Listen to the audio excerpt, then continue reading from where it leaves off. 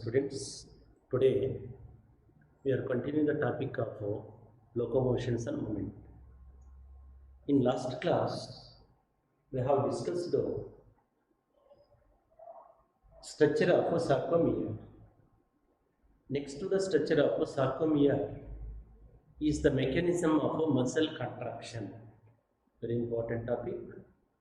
Mechanism of a muscle contraction.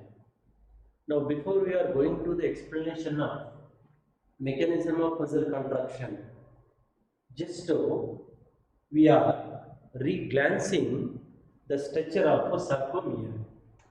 In the structure of a sarcomere, each sarcomere consists of two Z lines.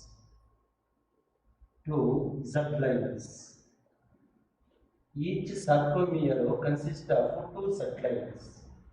On either side of each Z line are the actin filaments. On either side of each Z line are the actin filaments. Here actin filaments means F actin filaments. Filamentous actin, that is the secondary myosin filament. So, on either side of each subline are the actin filaments like this, in which one end of the actin filament, listen here, this is the actin filament, this is the myosin filament. One end of the actin filament attached to the Z line, and another end will be free. Listen here, one end of the actin filament attached to the Z line, and another end is free. In between actin filaments are the parallelly arranged myosin filaments like this. In between actin filaments parallelly arranged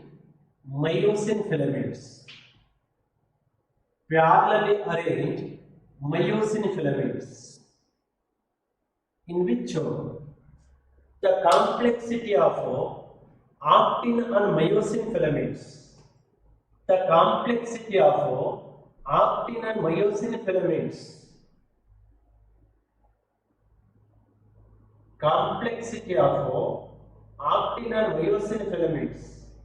is called A band or anisotropic band. See, look at the diagram. This area from ear to ear, this area is the complexity of actin and myosin filaments. Now, this area is called A band.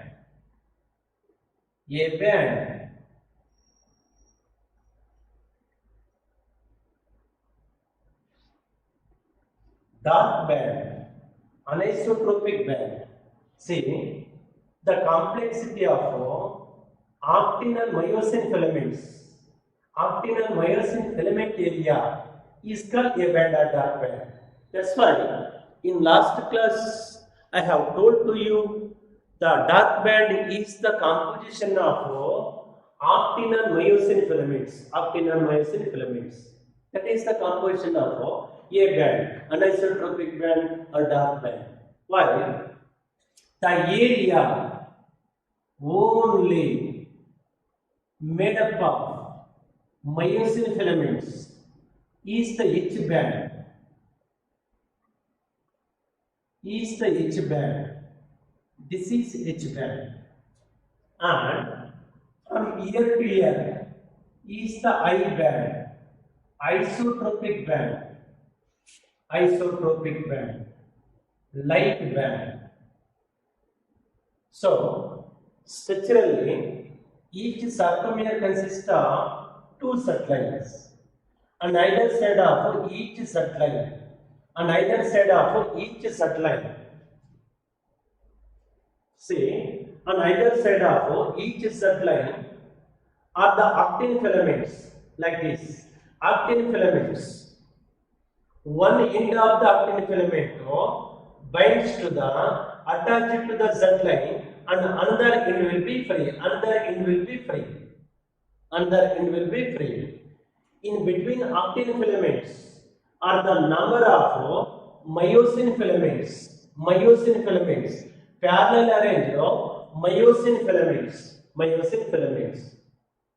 The complexity of actin and myosin filaments to form dark band or A band, and only myosin filament area at the center of A band is the H band or H line, Hensen's line. Hensen's line, after described scientist Hensen's, is the structure of sarcomere. Now this sarcomere starts to contraction when we will apply the stimulus. Whenever apply the stimulus on the receptor sites of muscles starts to contraction. That is the mechanism of contraction of muscle. Mechanism of contraction of muscle. Yeah, the mechanism of contraction of muscle. Mechanism of contraction of muscle could explain it by a theory called sliding filament theory. The mechanism of contraction of muscle could explain it by a theory called sliding filament theory. Sliding filament theory. It was the most accepted theory for mechanism of contraction of muscle. The sliding filament theory was proposed by Huxley and Hensen's. See, the mechanism of contraction of muscle explained by most accepted theory called sliding filament theory. Sliding filament theory. This theory was proposed by two famous scientists, Huxley and Hensen's. Huxley and Hensen's. According to this theory, the contraction of muscles takes place in which the sliding movement of actin filament over on the myosin filament. You should remember the sliding movement of actin filament over on the myosin filament due to formation of cross bridges. So that is the statement or principle of sliding filament theory. So according to sliding filament theory proposed by Huxley and Hensen's, the sliding movement of actin filament on the myosin filament due to formation of cross bridges. And how the formation of cross bridges and how the sliding movement of actin filament on the myosin filament takes place according to sliding filament theory. Listen here. That is the brief explanation of theory of sliding filament. Proposed by Huxley and Hensen's. See, the contraction of muscles takes place. Contraction of muscles occur. Contraction of muscles begins whenever the stimulus received by muscles. You should remember the contraction of muscles begins whenever the stimulus received by muscles. In which The stimulus is received by muscles to create neuromuscular junction. Listen here. The contraction of muscles occur whenever stimulus received by muscles by creating neuromuscular junction. But how the neuromuscular junction will be created? Means the axon impulse. For example, this is neuron. In the neuron, this is the part of axon, telodendrons and end bulbs, axon end bulbs. Now these are the axon end bulbs. Say, whenever stimulus is given on the muscles, the axon end bulbs secrete a neurotransmitter called acetylcholine. Listen here. Whenever stimulus given on the muscles, axon end bulbs secrete on chemical transmitter, neurotransmitter called acetylcholine, on which the surface of muscles is not a smooth in nature.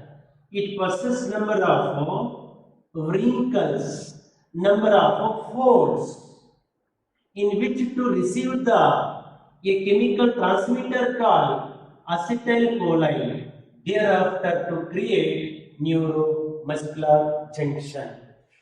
That is the meaning for and generation of neuromuscular junction.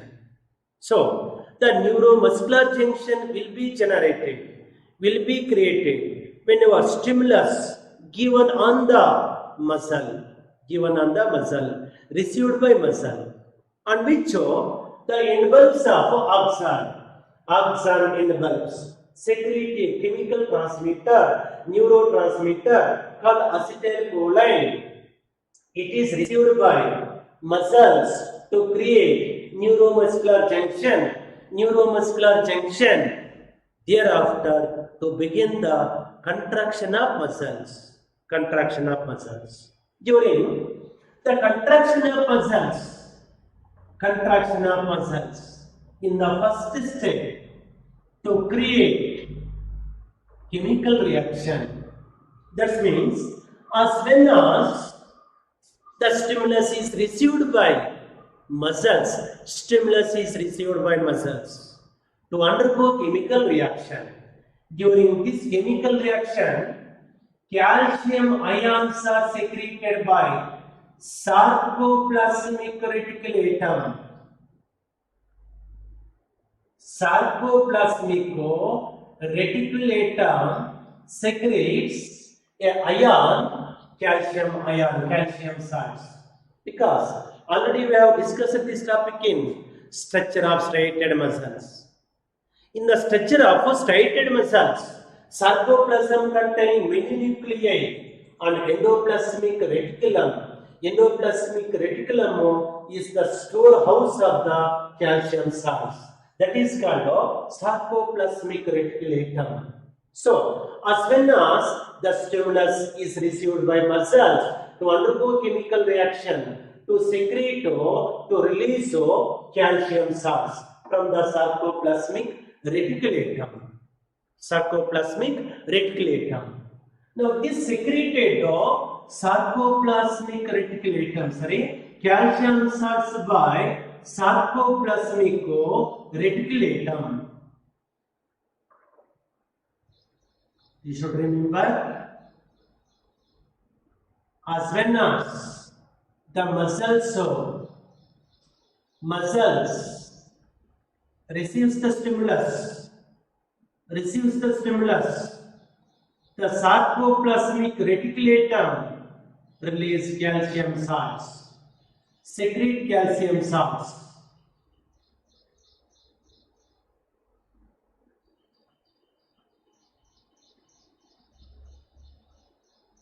secrete calcium salts.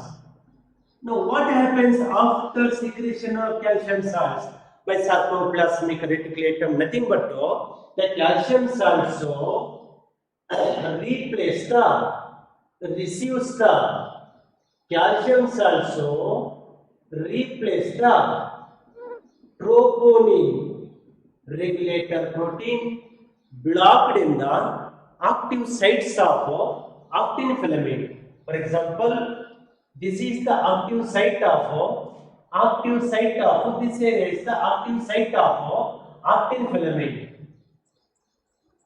Active site of actin filament means in the normal condition of the muscle, in normal state of muscle, listen here, that is in muscle cell becomes relaxed, never contraction, in normal condition muscle becomes relaxed. The active sites of the active sites of actin filament blocked by a regulator protein called troponin. Regulator protein called troponin. You should remember this statement. So, whenever muscle cell becomes relaxed, active sites of actin filament blocked by a regulator protein called troponin. As when as the muscle cell receives the stimulus, calcium salts secreted by sarcoplasmic reticulum. Sarcoplasmic reticulum attracts the troponin. Calcium salts attracts the troponin. As a result, the active site of actin filament becomes free from troponin. That means the active site of actin filament becomes free because your calcium salts replace the troponin. That means the troponin regulator protein is more more attracted towards to the calcium salts. As a result, the calcium salt replace the troponin regulator protein from the active sites of actin filament. As a result, the active sites of the actin filament becomes free from the troponin regulator protein. And at the same time, listen here, at the same time, ATP energy molecule, one ATP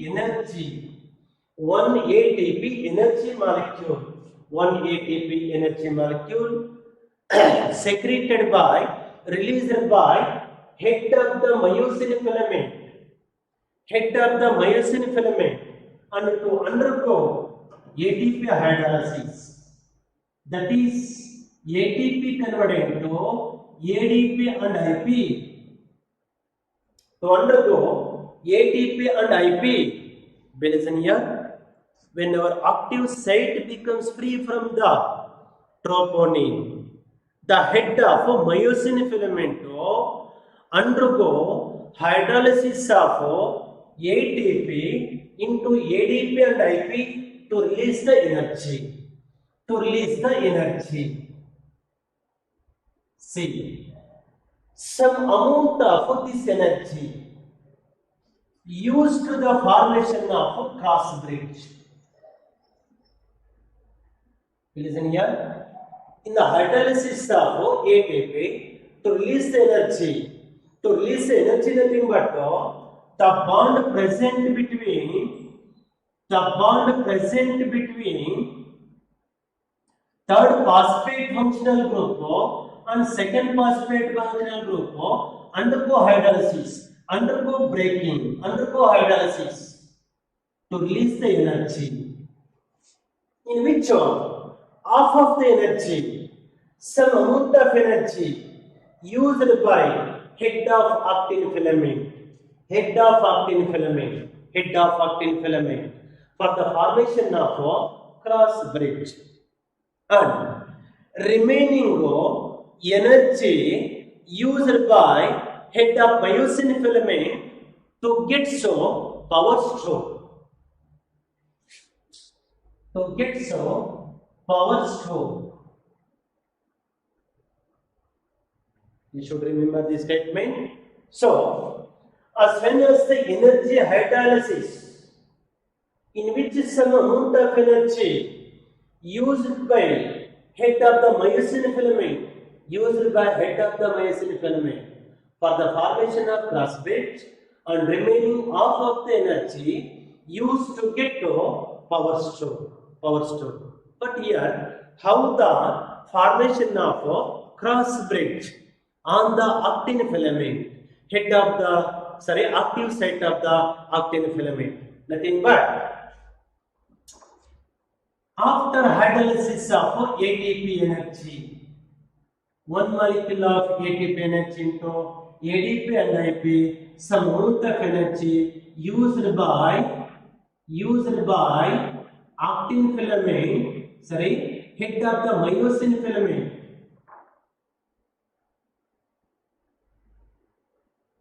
Head of the myosin filament. As a result, the head of myosin filament enters into the free active site of the actin filament. Head of the myosin filament enters into the free active site of the actin filament, because here the troponin regulatory protein replaced by calcium salts to free the active site of the actin filament. At the same time, the ATP energy undergo hydrolysis, in which some amount of energy used by head of the myosin filament,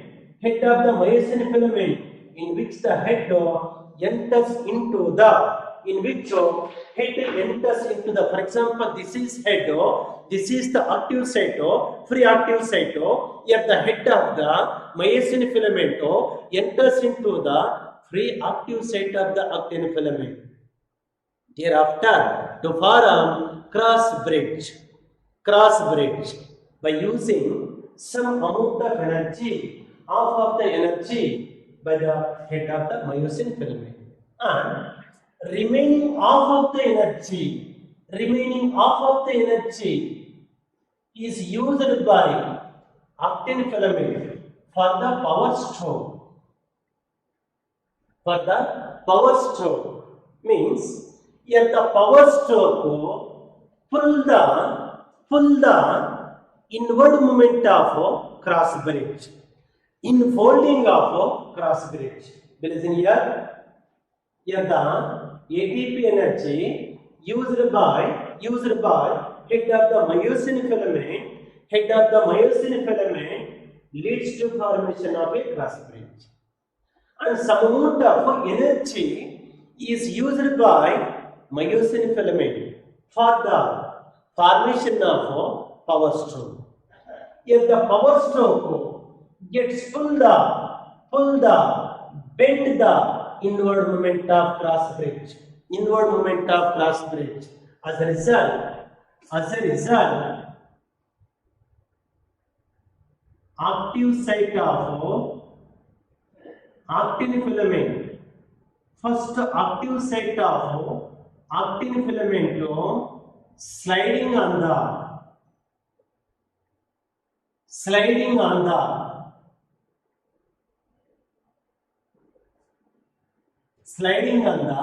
myosin filament towards inner side. As a result, ATP molecule energy will be finished. One molecule of energy, ATP molecule energy will be finished. At the same time, one more calcium salts, one more molecule of calcium salt released by sarcoplasmic reticulum and attacks the troponin chemical substance present in the second active site of actin filament. You should remember, after finishing of 1 molecule of energy, the actin filament sliding over on the myosin filament. At the same time, the head of the myosin filament are cross bridge free from the first active site. While the second active site and third active site blocked by troponin chemical, closed by troponin chemical. At the same time, one more calcium salt released by sarcoplasmic reticulum and to attract the troponin chemical, troponin regulatory protein, it results in the active site of the actin filament, second active site of the actin filament free from the troponin chemical substance. And at the same time, another ATP molecule used by head of the myosin filament and leads to formation of a cross bridge. And another half of the energy used by myosin filament for the generation of power stroke. Now this power stroke pull the bent the cross bridge towards inner side, towards inner folding. As a result, once again, the actin filament shows sliding movement. Actin filament shows sliding movement over on the myosin filament. This process takes place again and again, leads to sliding movement of actin filament on the myosin filament. Listen here. For example, this is actin filament and this is myosin filament. Now this actin filament has active site like this, cavities. Yeah, during muscle cell becomes relaxed, nothing but in normal condition, the active site of the actin filament closed by troponin regulatory protein. Yeah, the troponin regulatory protein more attracted towards to the calcium salts released by sarcoplasmic reticulum as a result of active site of actin filament free from the troponin protein. Now, at the same time, ATP molecule generated by head of the myosin filament to undergo hydrolysis release ADP and IP. During hydrolysis of this ATP molecule, some amount of energy used by head of the actin filament leads to formation of a cross bridge. During formation of a cross bridge, the head of myosin filament enters into the actin filament to form cross bridge. And half of the remaining energy molecule used by myosin head or cross bridge and to generate power stroke. This power stroke infolding towards inner side. As a result, the actin filament move over on the myosin filament, and ATP molecule energy will be finished. As a result, the head of the myosin filament or cross bridge removing from the first active site. And at the same time, another calcium salt released by sarcoplasmic reticulum and to replace the troponin protein present in the second active site. Thereafter, another ATP molecule undergo hydrolysis leads to formation of cross bridge and power stroke. Once again, this power stroke infolding towards inner side. As a result, the actin filament move over on the myosin filament. So this process takes place again and again, occurs again and again. The actin filament move over on the myosin filament in the form of sliding movement. As a result, the two Z lines move inner side. Very important. For example, in this diagram, this is first active site. First active site. In the first active site, first cross bridge infolding towards inner side. This is subline of the actin filament. Subline of the actin filament. Whenever the myosin filament cross bridge of the myosin filament pulled inner side. Pulled inner side, bent towards inner side like this. The actin filament move over on the myosin filament like this. And ATP energy molecule hydrolysis of ATP energy will be finished. And at the same time, the first cross bridge replacing from the active site, first active site of the actin filament. And calcium is also secreted by sarcoplasmic reticulatum.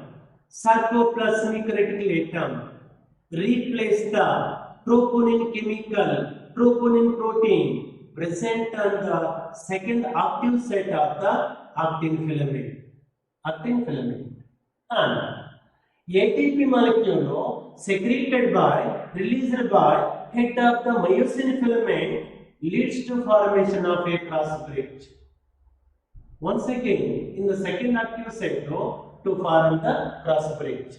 And the power stroke pull the cross bridge towards inner side like this. As a result, the myosin actin filament once again move over on the myosin filament, sliding movement on the myosin filament. At the same time, the Z line once again pull inwards, move inwards. So this process takes place again and again. The two Z lines come innerward, move innerwards. Same process takes place in the opposite side. For example, again and again, the two cross bridges the two Z lines pull inner side. This is relaxer muscle. In the relaxer muscle, the distance between Z lines will be moved. Z lines will be moved. In the normal condition, in the relaxed muscle, the space present between two Z lines will be moved. Now, such a muscle starts to contraction. Calcium salts replaced by troponin chemical substance. Calcium salts replace the troponin chemical substance. Active site becomes free. At the same time, ATP molecule secreted by head of the myosin molecule, head of the myosin filament, and leads to formation of a cross bridge, in which the cross bridge and power stroke pull the cross bridge towards infolding, and the actin filament move over on the myosin filament. This process takes place continuously, again and again. The two Z lines pull inwards, move inwards. Two Z lines move inwards. Same process occurs in the opposite side. As a result, very important, the distance of the space of sarcomere decreases. The space of sarcomere decreases, H zone decreases, Hansen's line decreases, but very important, A band is as it is. Dark band is as it is, because the dark band is the complexity of actin filament and myosin filament. So you should remember, during contraction of muscle, the two Z lines move inwards. As a result, the space present in the sarcomere decreases. H zone decreases, H band decreases, and the A band is as it is. dark band is as it is. Dark band is as it is. So, as soon as the Z lines come inwards, two Z lines come inwards, the space of the sarcomere decreases. H zone decreases. H zone decreases. For example, this is relaxer muscle. In this relaxer muscle, the stimulus is given, starts to contraction. In the contracting muscle, the space of sarcomere decreases. This is because of the two Z lines so pulled towards inner side. Due to cross bridge, formation of cross bridge and power stroke, like that of paddling movement of a boat. Your paddling movement, pads of the boat driver, no, the pads of the boating driver, comparison to the cross bridge, and boat is comparison to the actin filament, active site of the actin filament. So, the boat driver in same position, but boat shows movement on the surface of water by the help of paddling movement.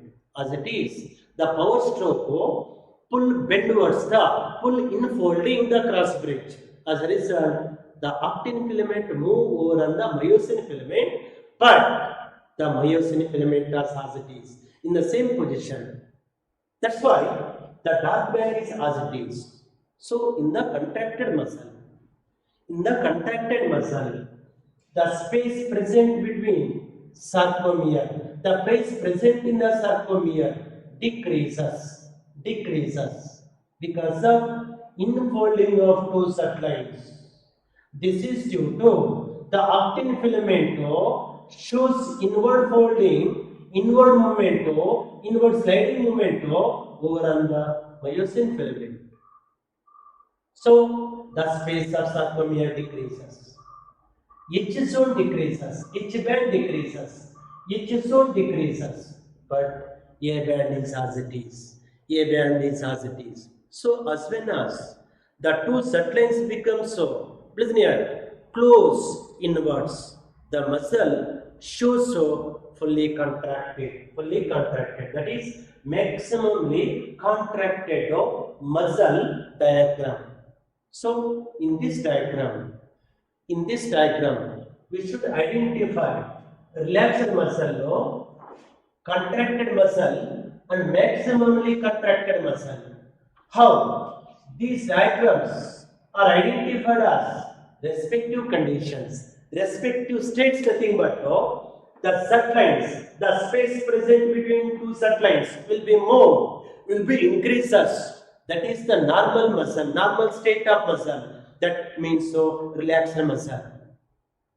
Why? The space of two Z lines so starts to decreases, begins to decreases. That indicates the muscle cell starts to contraction. And the distance between two Z lines is too less. The space present between two Z lines is too less. That is the fully contracted muscle, maximally contracted muscle.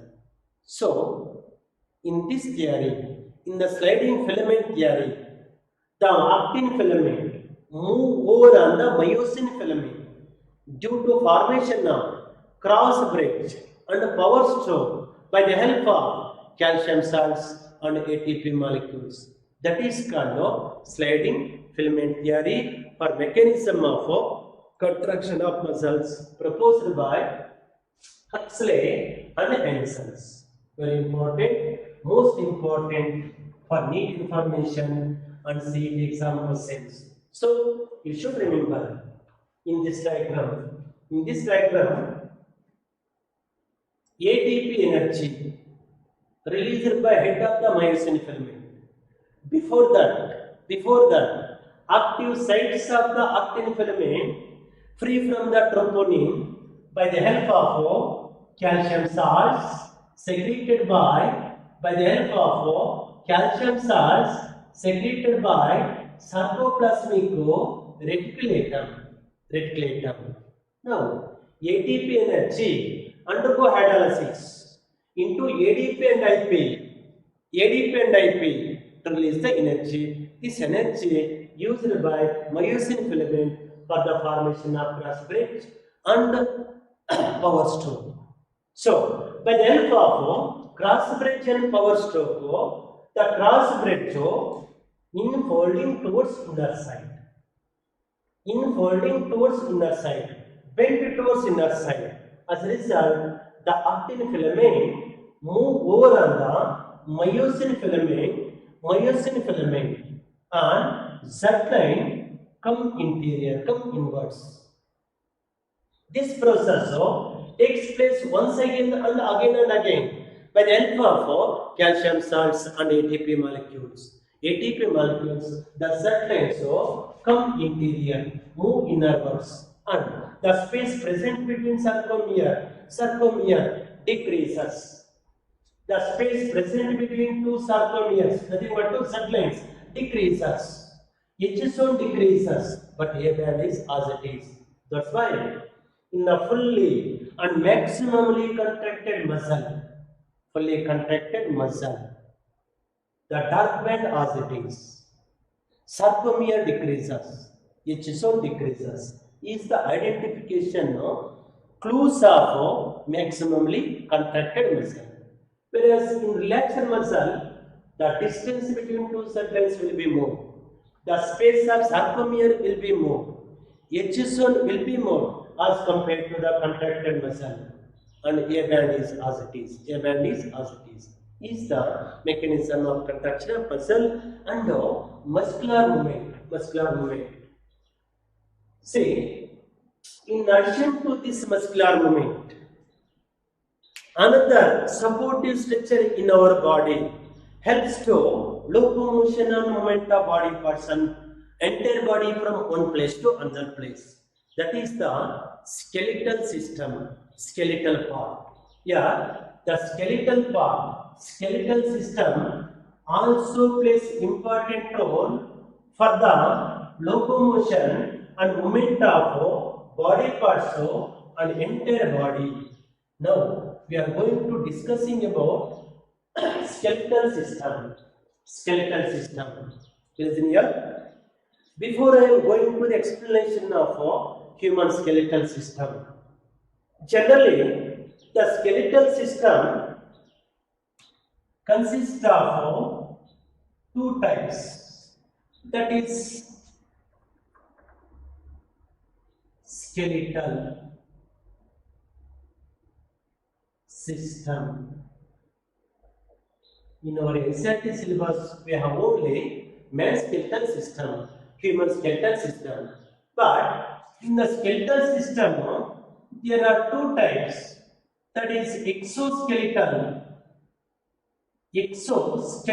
system and endoskeletal system. Exoskeletal system and endoskeletal system are the two types of skeletal systems. Here the exoskeletal system derived from epidermis or ectodermis, ectodermal derivatives. You should remember the exoskeletal system derived from ectodermis, but never mesodermis and endodermis. That is exoskeletal system. Here the examples of exoskeletal system: nails, hair soaps, horns of cattle, hoofs of the cattle, etc. are the example of ectodermal derivatives exoskeletal system. Why? The endoskeletal system arising from, derived from mesodermis. Very important, you should remember. Endoskeletal system arising from, derived from middle mesodermis. Here the examples of endoskeletal system derivatives: scales of fishes,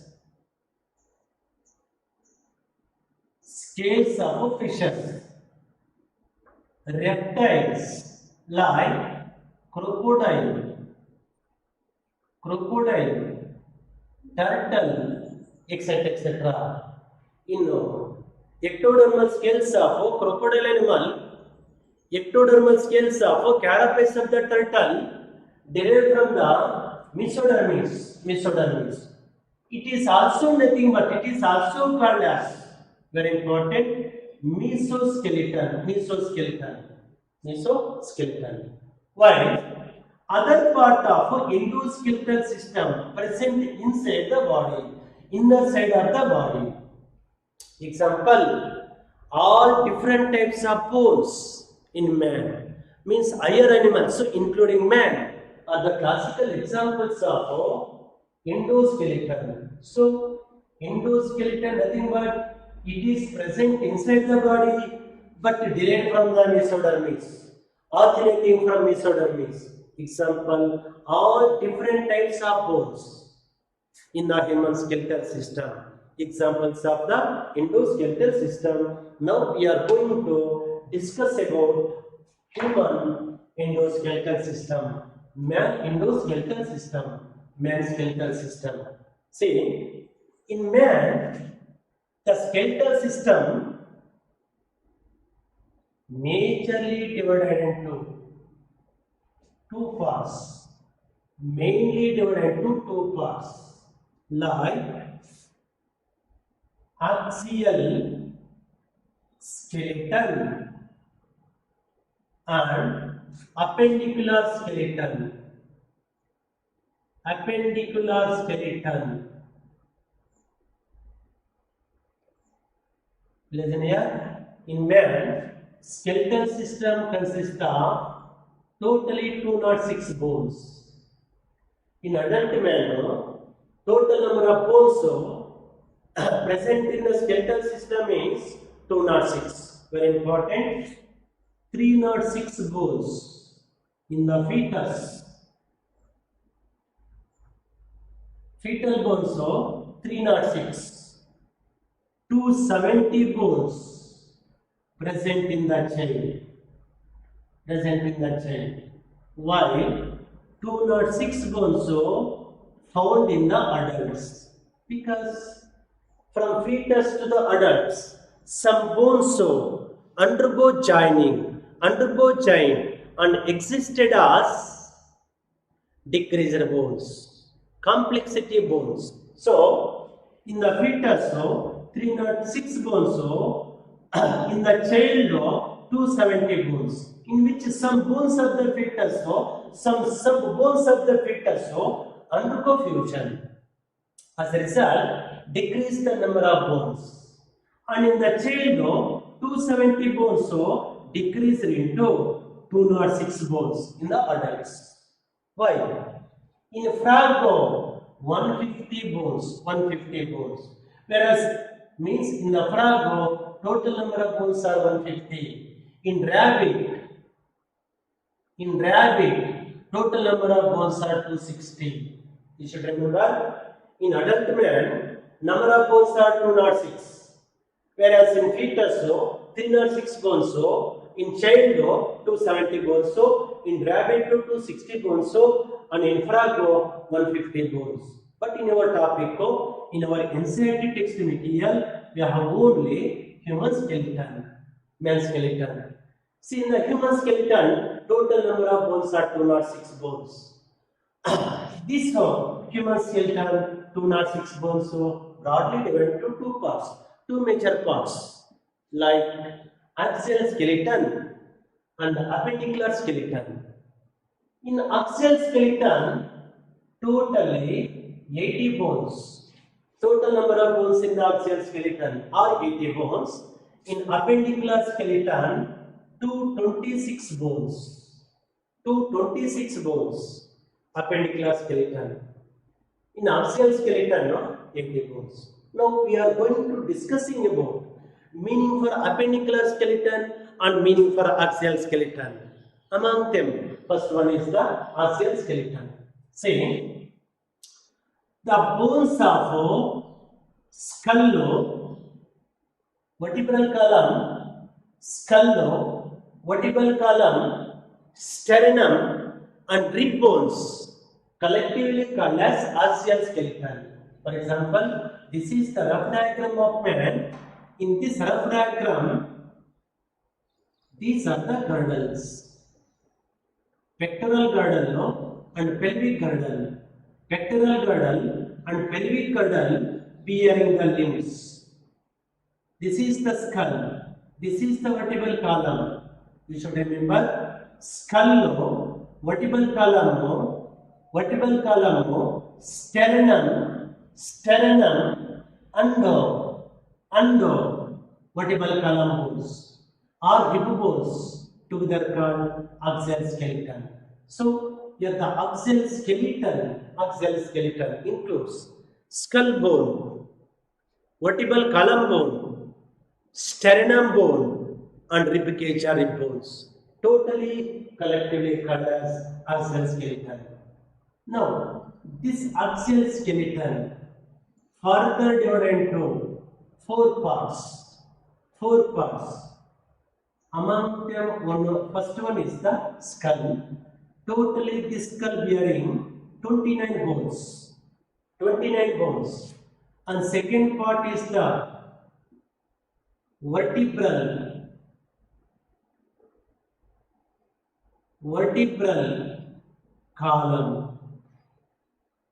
vertebral column bearing 26 bones.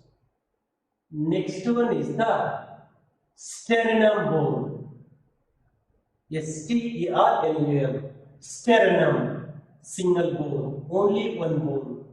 And another one is the rib cage or rib bones. Totally 24. So here, skull 29 bones, vertebral column of what also 26, sternum bone 1, rib bones 24, or 12 pairs, collectively called as axial skeleton. Now, in the skull region, there are three different bones, different types of bones. Among them, first one is the cranial bones. Totally 8 in number. Very important. In the skull, first type of bones are the cranial bones because they are supported to the cranium box or skull box to protect the brain.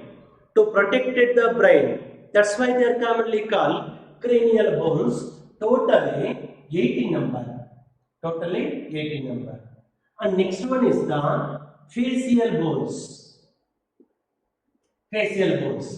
They are 12 in number because they are supported to the front side, means the face part. That's why they are commonly called facial bones. And next one is the associated bones. They are 7 in number.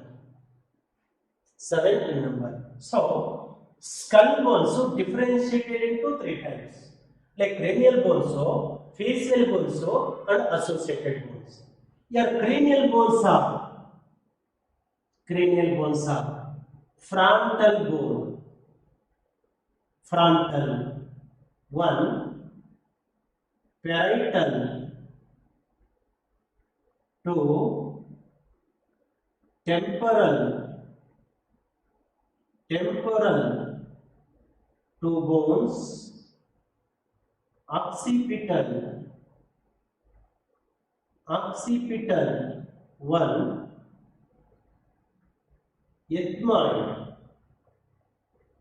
ethmoid bone 1, and the sphenoid bone 1. So totally 8 in number. So you should remember, in this diagram, frontal bone, parietal bone, temporal bone, occipital bone, sphenoid bone and ethmoid bone, collectively called as cranial bones, totally 8 in number. You should remember this statement. In between frontal and parietal, temporal bones. In between frontal lobe, parietal lobe, and temporal bones, there are sutures. Sutures, S-I-T-U-R-E-S, sutures. They are made up of cartilaginous tissue, fibrous cartilaginous tissue to form a strong chain, that is immovable joint. Immovable joint also called synovial joint. So the frontal bone, parietal bone, temporal bone does not show movement as like that of femur or humerus bones or momental bones, because they are strongly situated in the form of sutures.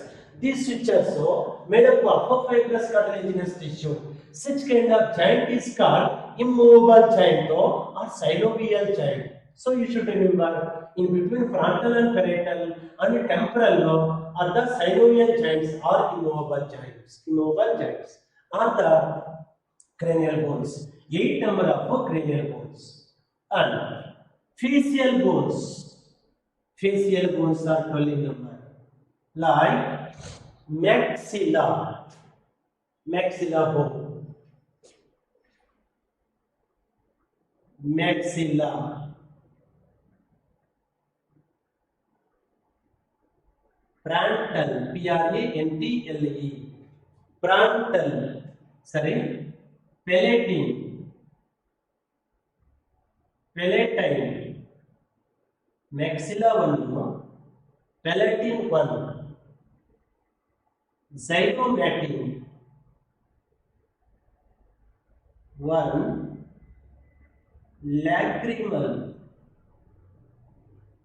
1, nasal bone 1, incular, I-N-C-U-L-A-R, incular tubules 1, mandible. Sorry, these are all the 2 number. Each one 2 number. Mandible 1 and vomer bone 1. Should remember. Facial bones are 8 different types. 8 different types. Among them, maximum bones existed in twice, and 2 bones existed in one. So maxilla, palatine, zygomatic, lacrimal, nasal, incular tubules existed in pairs.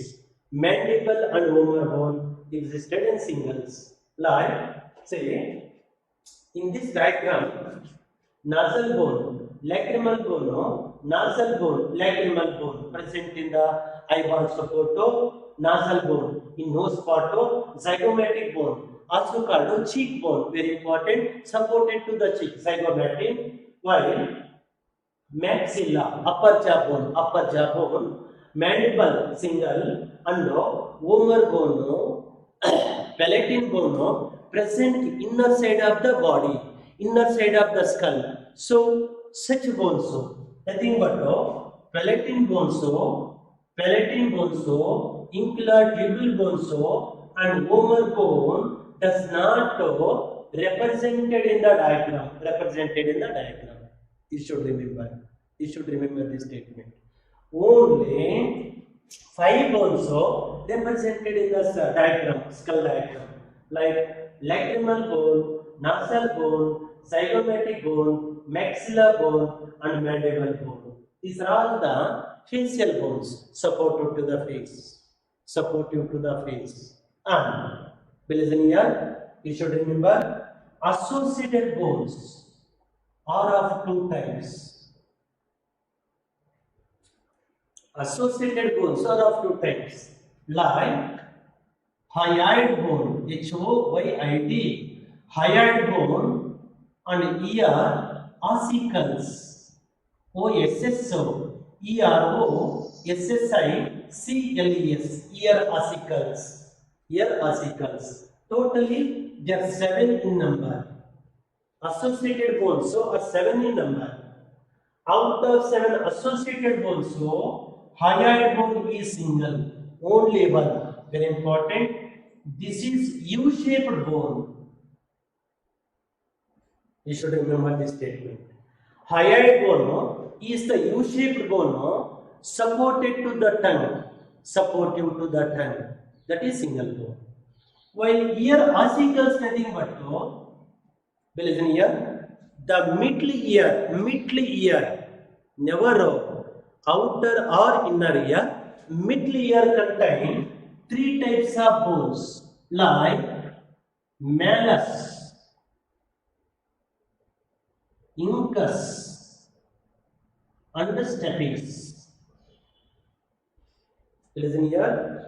Ear ossicles consist of middle ear of the ossicles consist of 3 bones like malleus, incus, and stapes.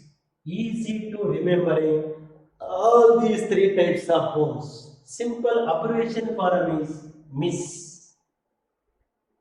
MIS indicates the 3 types of bones present in the middle ear like malleus, incus, and stapes. These 3 bones collectively called as ear ossicles. Ear ossicles. So 2 ears are there, left ear and right ear and left ear. Right ear or left ear, each ear middle ear contain, in the each middle ear contain 3 types of bones. So 3 into 2 equals to 6. Total equals to 6. And the total number of associated bones are 7. Very important. Here ossicles, hyoid bones are the associated bones part of skull. Skull is one part of axial skeletal system. Here, hyoid bone is the U-shaped bone supported to the skull.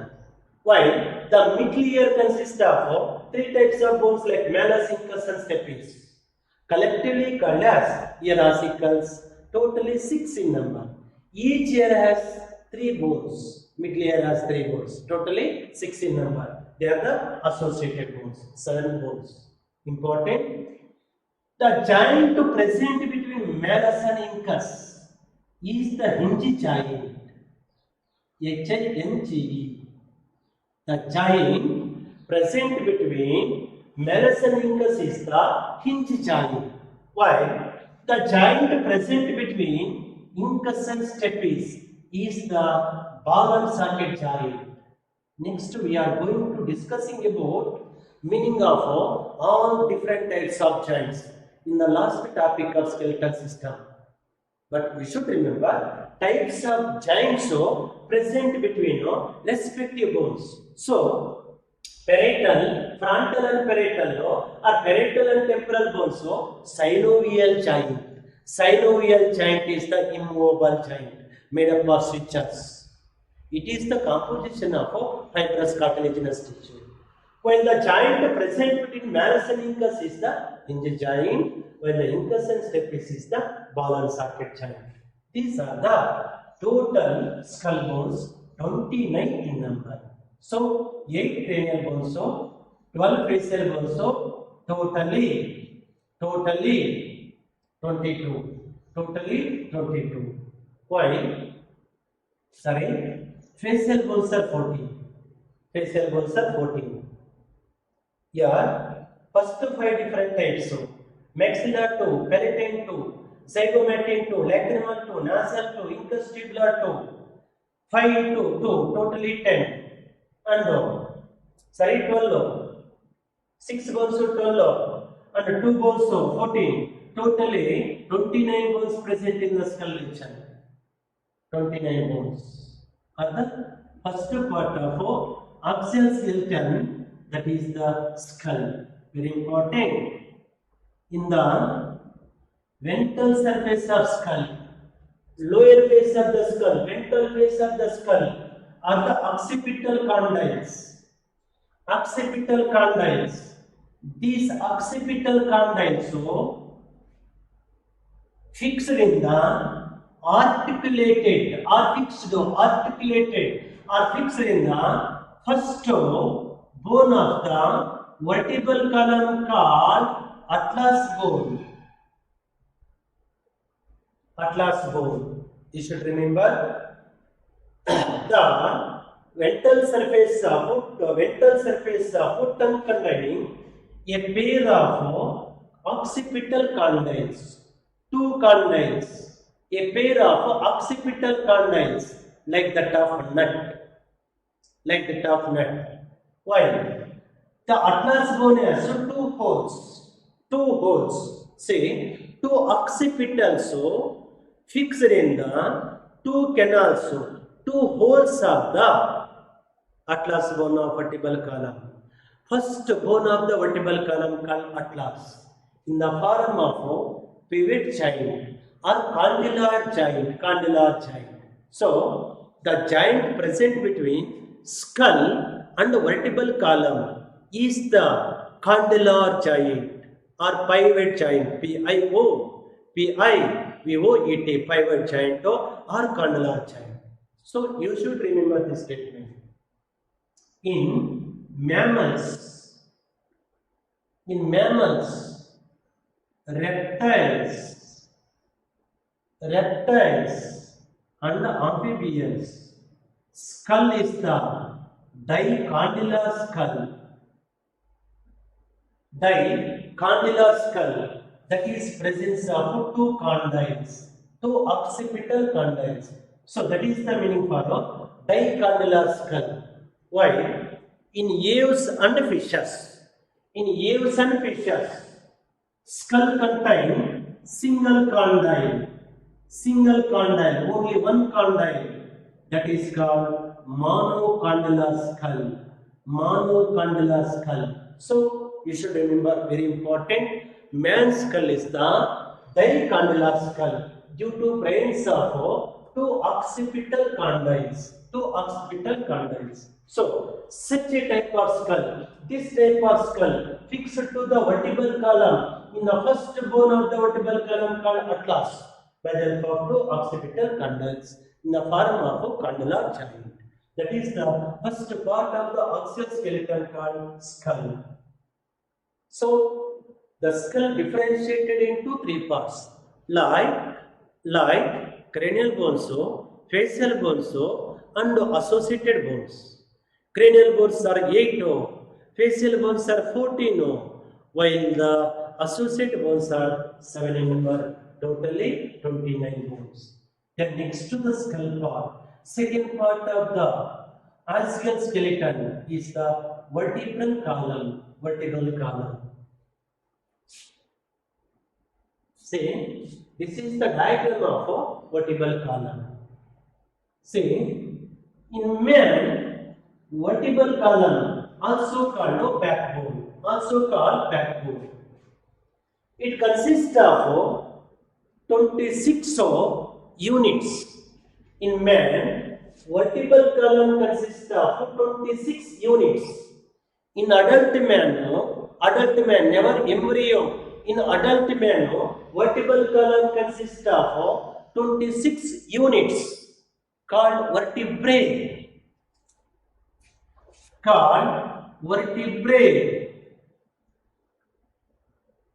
Plural, vertebra, singular. So, in man, vertebral column or backbone consists of 26 units called vertebrae or vertebra. Means each bone of vertebral column is called vertebra. You should remember this statement. See, structurally, each vertebra has a canal.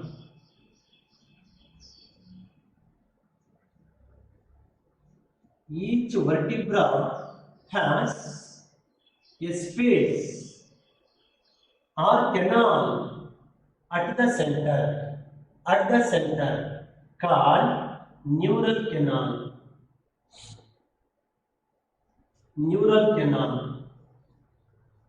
Listen here. Each vertebra has a space at the center. space at the center called neural canal, and two projections called pre-zygophysis. Zygotes and physis. Zygophysis and post-zygophysis. You should remember, structurally, each vertebra, each bone of the vertebral column is called vertebra, consists of a space at the center called neural canal, and pre-zygophysis and post-zygophysis. Post-zygophysis. So, through the neural canal, listen here, through the neural canal, the spinal cord extending from medulla oblongata. You should remember. Through the through the neural canal, the spinal cord of, now this is called spinal cord. So, through the neural canal of the vertebrae, spinal cord extending from medulla oblongata of the hindbrain, through opening of the skull called foramen magnum. Foramen magnum, nothing but towards ventral surface of skull is the opening, towards lower surface of skull also opening called foramen magnum. Means through the foramen magnum from the medulla oblongata, the spinal cord extending outside and passes through neural canal of the vertebrae up to the coccyx bone, till to the coccyx bone. Listen here, this is the neural canal of all vertebrae, all 26 vertebrae. Listen here, through these neural canals, the spinal cord derived from the medulla oblongata of the hindbrain passes through neural canal of all 26 vertebrae till to the coccyx bone or tailbone. So, each vertebra has a space at the center called neural canal. It is responsible for permission of spinal cord from medulla oblongata to the coccyx bone. Very important. Now, two adjoining. Listen here. The two adjoining of the vertebrae. Here, meaning of two adjoining of vertebrae nothing but the attachment of two vertebrae. Articulation of two vertebrae is called adjoining. So, for example, this is one vertebrae bone, this is second vertebrae bone, this is third vertebrae bone. Listen here this statement. The two adjoining vertebrae of the vertebral column consist of three joints. Listen here. The two adjoining bones of vertebral column has three joints. Among them, two are the gliding joints. And one is the cartilaginous joint. Cartilage joint. Listen here. Now these are the adjacent to vertebral column bones are vertebrae. Listen here. In vertebral disc of vertebrae. Now this area, this joint present between adjacent vertebrae is the invertebral disc.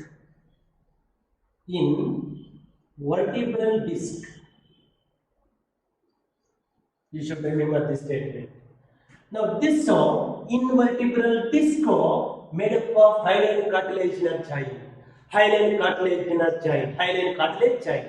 That is called cartilage giant or chondrogiant. Chondrogiant. Because study of cartilage is called chondrology. So cartilage giant also called chondrogiant. Means one is the chondrogiant in between two adjacent bones. And two gliding giants will be here. One gliding giant. This is gliding giant.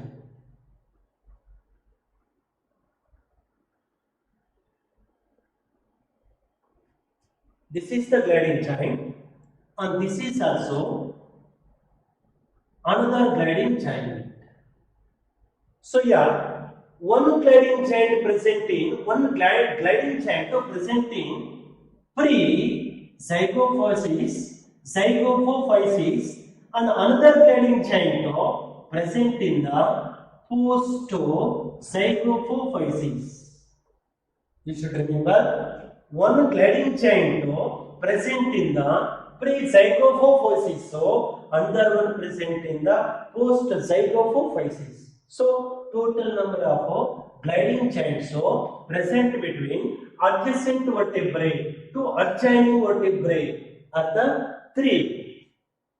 One is the cartilaginous giant present in the invertebral disc, and two gliding giants. Among two gliding giants, one gliding giant present in the pre-zygophysis, another one present in the post-zygophysis, are the giants of vertebral column bones.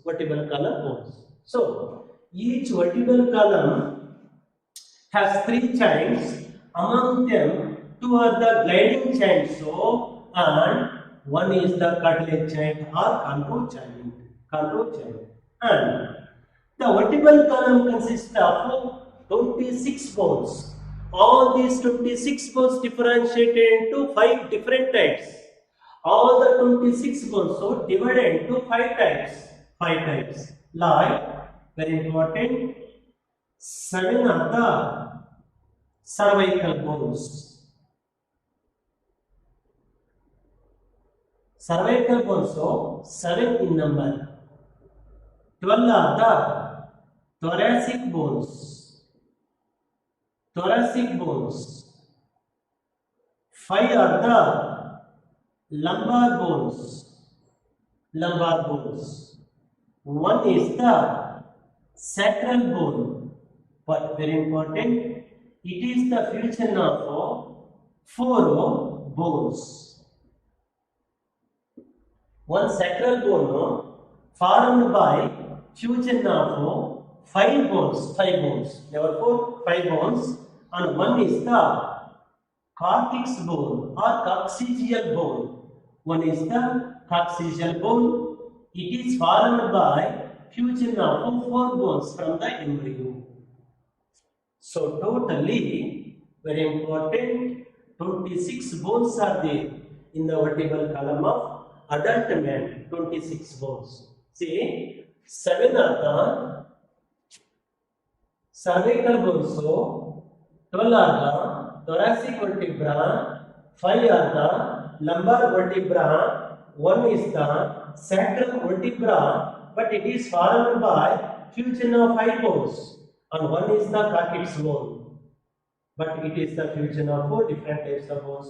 Totally 26 bones present in the vertebral column. Very important, present in the vertebral column, 26 bones in the adult man.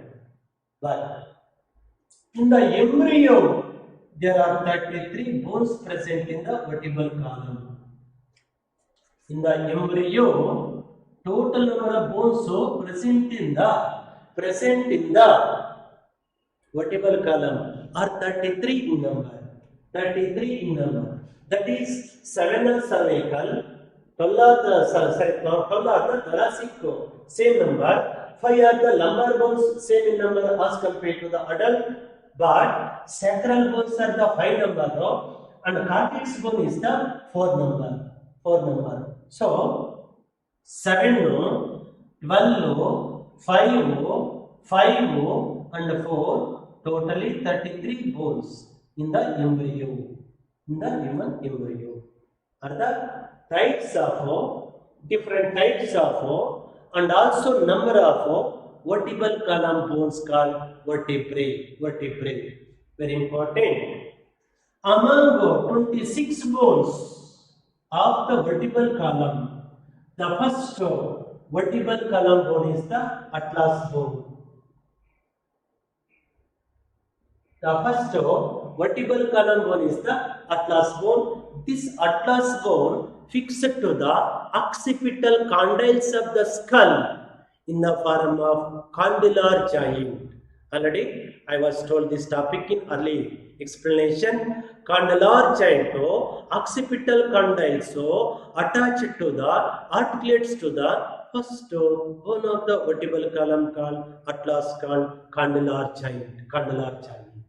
So that is the structure and parts of the different types of the vertebral column bones. Totally 26 in number.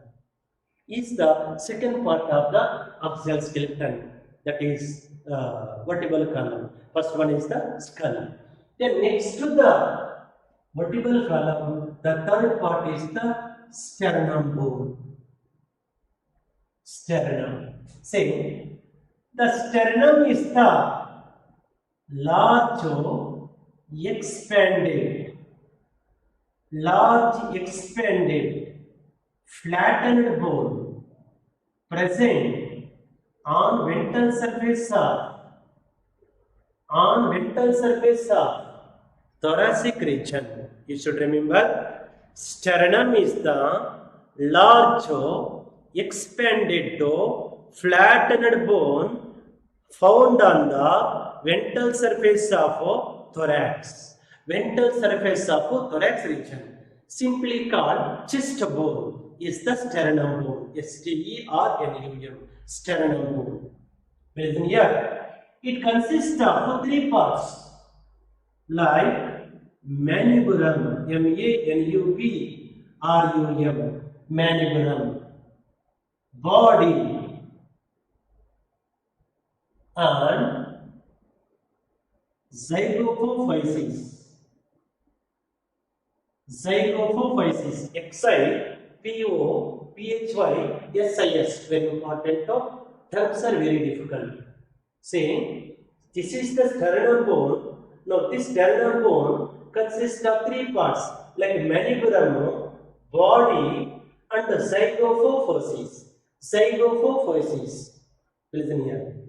Among these three different parts, very important, manubrium possesses a notch. Notch nothing but a cavity. Listen here. This is cavity. Listen here. Called clavicle notch. N-O-T-C-H. Listen here.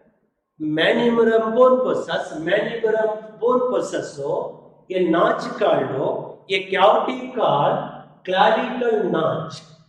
Very important. Into this clavicle notch, clavicle cavity. Listen here. One free end of clavicle bone. One free end of clavicle bone. That is one type of pectoral girdle bone. Next, I'll be discussing second part of the skeletal system called appendicular skeletal system. All girdles appeared in the appendicular skeletal system. See here, this is clavicle bone. Otherwise called collarbone. Otherwise called beautiful bone. Listen here. Such collarbone, one free end fixed in the joint to the articulate to the joint to the clavicle notch of the manubrium bone. That is the first part of the sternum. When the body and zygopophysis connected to the 12 pairs of rib cage. Interconnected to the 12 pairs of rib cage. So the body and zygopophysis interconnected to the 12 pairs of rib bones. Listen here. This is the diagram of thoracic chamber, thoracic cavity. In this thoracic chamber, now this area is the sternum bone. Sternum bone. In the sternum bone, first one is the mandibular, second part is the body, and last one is the zygapophysis. Yeah, the mandibular bone possesses two deep cavities, or notches into the two deep cavities. So clavicle bone or collar bone get interconnected, get articulated in the form of cartilage joint. So the mandibular of sternum bone articulates to the clavicle bone or collar bone, while the body like zygapophysis and body interconnected to the 12 pairs of rib bones, 12 pairs of rib cage, 12 pairs of rib bones is the structure of sternum bone, but it includes only one bone, single bone is the sternum bone. Then next to the sternum are the rib bones or rib cage. So yeah, rib bones are 12 in number, 12 pairs in number. Listen here. Each rib bone consists of two free ends. Each rib bone made up of two free ends, in which one free end articulates to the sternum bone. Listen here. Each rib bone has two free ends. Among them, one end connected to the sternum bone, chest bone, while the another free end connected to the 12 thoracic bones of the vertebral column on dorsal surface. You should remember. Each rib bone in ventral surface connected to the sternum bone, on dorsal surface connected to the thoracic bone. So each rib bone has two free ends. One free end interconnected to the sternum, and another one is connected to the thoracic bones of the vertebral column. Hence, the rib bone otherwise called bicephalic bone because of two free ends. You should remember. So each rib bone has two free ends. Hence, it is also called bicephalic bone, bicephalic free ends, bicephalic bone. And out of 12 rib bones, 12 pairs of rib bones, very important. First to 7th pair of rib bones. First to 7th pair of rib bones connected to the sternum bone. Listen here. First to 7th bones connected to the sternum. Hence, they are commonly called true rib bones. While 8th, 9th and 10th rib bones, listen here, does not connected to the sternum bone, but they may fuse to the 7th rib cage, 7th rib bone. You should remember this statement. 8th, 9th and 10th pair of rib bones does not directly connected to the sternum, but they are associated to the 7th rib pair, 7th rib. Hence, they are also called false ribs. While the 11th and the 12th rib bones, you should remember, totally does not connected to the sternum or does not associated to the 7th bone. Hence, they are also called floating ribs. You should remember this statement. Out of 12 pairs of rib bones, first to 7th ribs, 7th pair of ribs directly connected to the sternum bone. hence they are commonly called true ribs. Why? The 8th, 9th and 10th ribs does not directly connected to the sternum but associated to the 7th rib through hyaline cartilage, hence they are commonly called false ribs. Why? The 11th and 12th ribs, 11th and 12th pair of ribs directly free from the 7th rib and also from the sternum bone, hence they are commonly called floating ribs. So, out of 12 pair of ribs, first to 7th ribs are the true ribs, and 8th to 9th and 10th means 3 pairs. Number 8th, 9th and 10th commonly called false ribs because they does not directly connected to the sternum but associated to the 7th pair of rib through hyaline cartilage. And 11th and 12th ribs, so 11th and 12th ribs means 2 pairs, last 2 pairs does not directly connected to either 7th or sternum bone. Hence they are commonly called floating ribs. Example, in simple ground plan diagram of rib cages.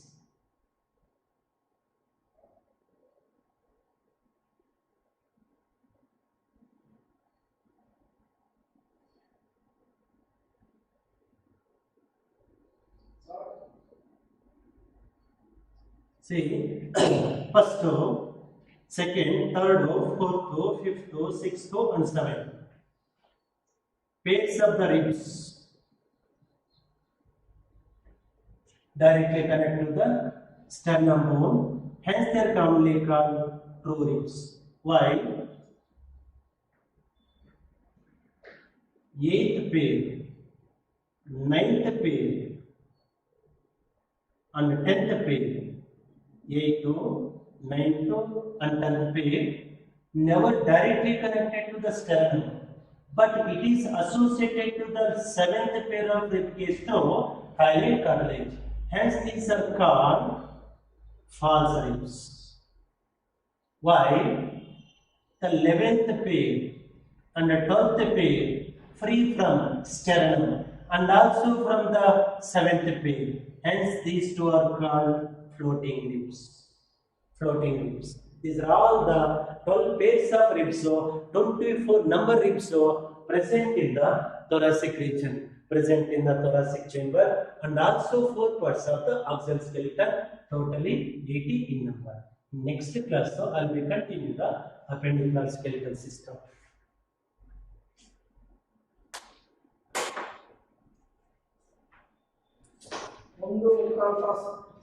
start ಮಾಡಿಸ್ತೀವಿ